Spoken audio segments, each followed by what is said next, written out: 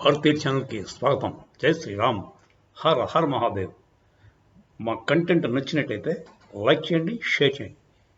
అలాగే ఇప్పుడు దాకా మీరు మా ఛానల్కి సబ్స్క్రైబ్ చేసుకోకుండా ఉంటే ఇప్పుడైతే సబ్స్క్రైబ్ చేసుకోండి. It is totally free. And పక్కనే ఉన్న బెల్ ఐకన్ కూడా నొక్కండి.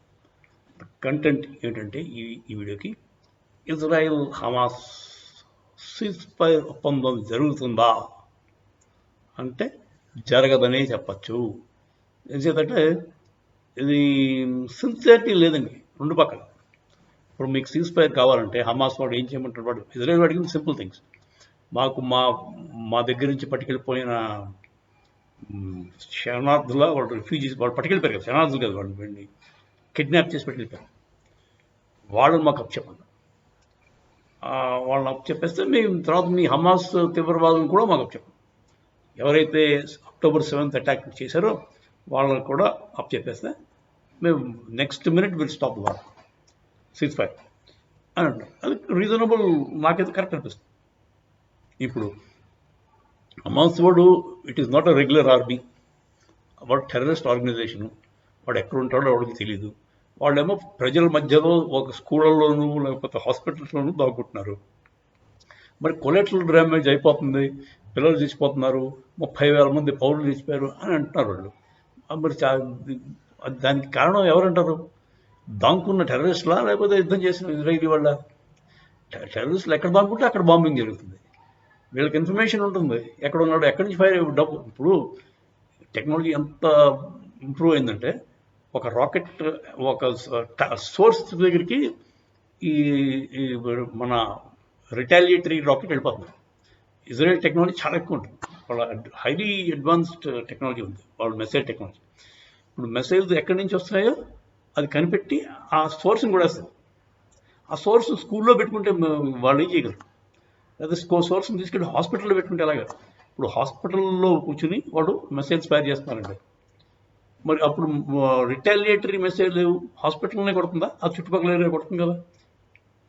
అది ఆపాలి. వాళ్ళు చుట్టుపక్కల ప్రజలు చెప్పాలి హమాస్కి, బాబు నువ్వు చేసేది ఏదో పనిరా, హాస్పిటల్లోనూ స్కూల్ పిల్లల దగ్గర ఏంటి నీ పని, వెళ్ళి నీ యుద్ధ కలాపాలన్నీ బయట ఎక్కడైనా చూసుకో.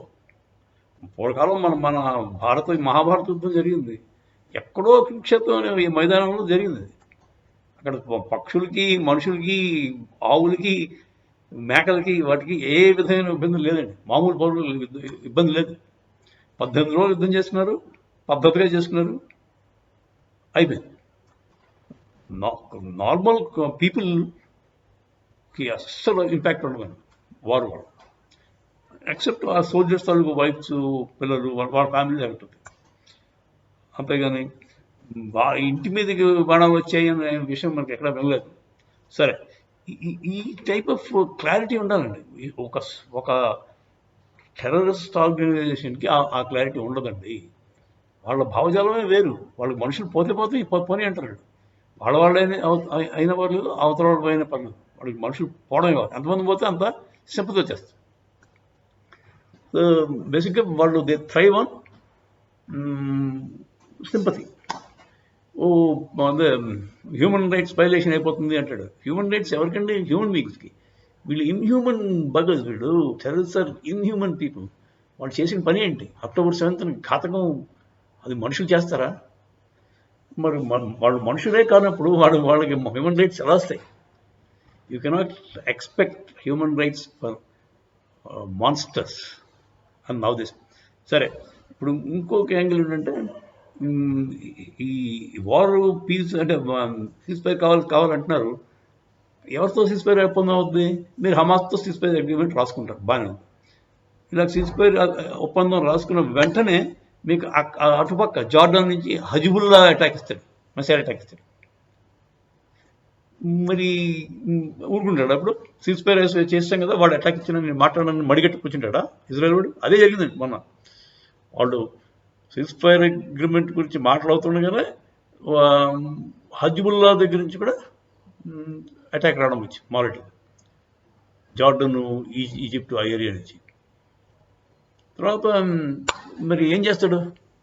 It is not a simple thing అండి. అది so many nations are involved and some of them do not want cease fire, including America. వాడు చెప్పేదోటి చేసేదోటి. వాడికి వార్ కంటిన్యూ అయితేనే he stands to gain America. ఎందుకంటే మీకు చెప్పాను కదా, అమెరికా అంటే సవాల్ మీద పైసలు ఏరుకునే రకం అది. వాడు వార్ అవుతుంటే వాడు ఆర్మ్స్ అన్ని అమ్మేసుకుంటాడు, డబ్బులు చేసుకుంటాడు. రెండు పక్కల అమ్ముతాడు అవసరం, రెండు పక్కల ఆర్మ్స్ సప్లై చేస్తాడు. ఇప్పుడు ఇంత హై ఎండ్ టెక్నాలజీ టెర్రరిస్టులకి ఎలా వచ్చింది, అది ఆలోచించవలసిన విషయం. హమాస్ వాడు ఇన్ని రోజులు ఇజ్రాయెల్ తోటి తట్టుకొని యుద్ధం చేయగలుగుతున్నాడు అంటే అది చాలా ఆశ్చర్యకరమైన విషయం అండి. It is not a single terrorist isolated organisation. అంటే వేరే ఒక్క చిన్న టెర్రరిస్ట్ ఆర్గనైజేషన్ అంత యుద్ధం చేస్తున్నట్టు నమ్మశక్యం కాదండి. దానికి దన్ను